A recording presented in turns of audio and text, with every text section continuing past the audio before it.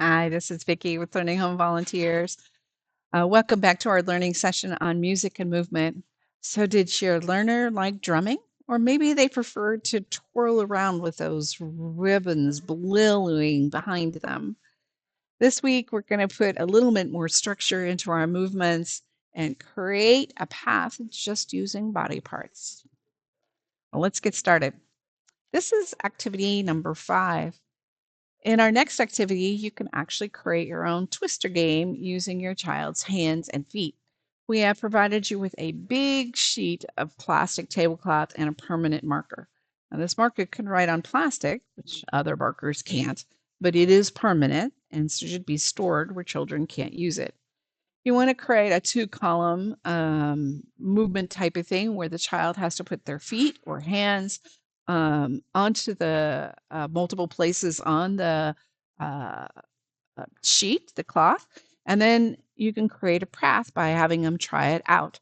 Add some music and see if they can actually do it the path to the beats. And we can't wait to see your whole family getting involved.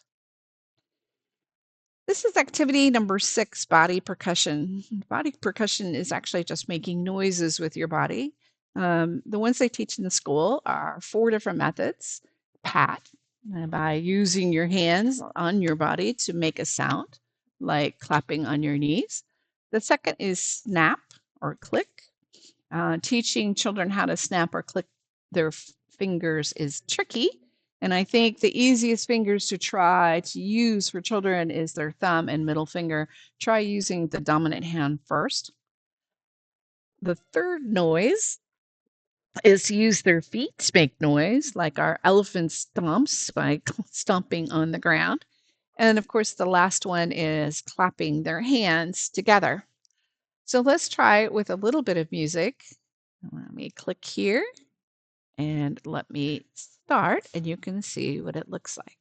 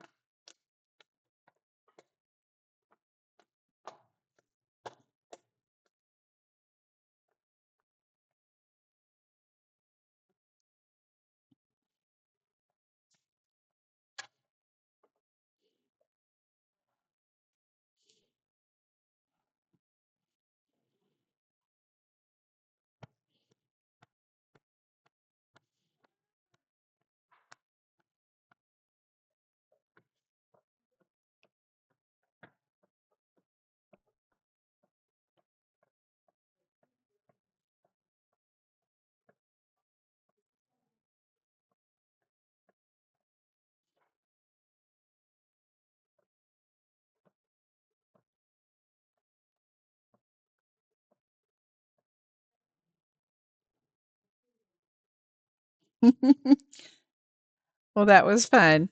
We'll include that link to the video in the actual text messages as well, so you can try it again if you like. Well, this is activity number 7. It's all about listening. The music is going to go, and you're going to start dancing, and then a person calls out, freeze. And you have to stop in the position that you were in when you were dancing. And whenever they say this, dance, you start again and you dance. So let's give it a try with some music.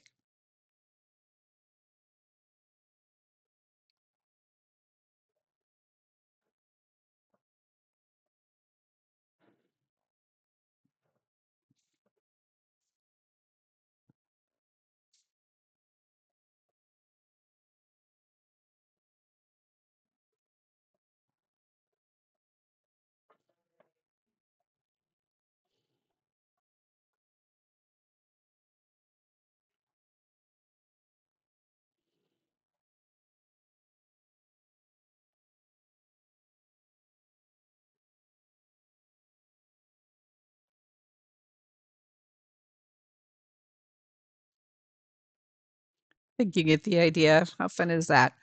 Well, our last activity for this week is doing isolated movement with a small different perspective.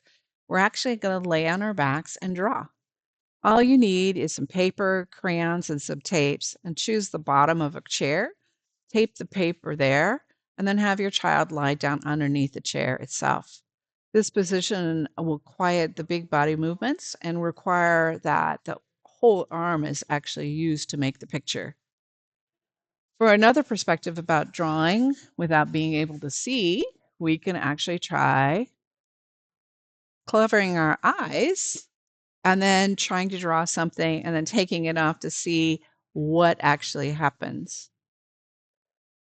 We've also included in the bag is some scratch art. This black sheet, which is covers up all the different special colors that are on there. And if you use the scratcher to draw on it, it'll actually create a multicolored drawing for you. The color will appear literally out of nowhere.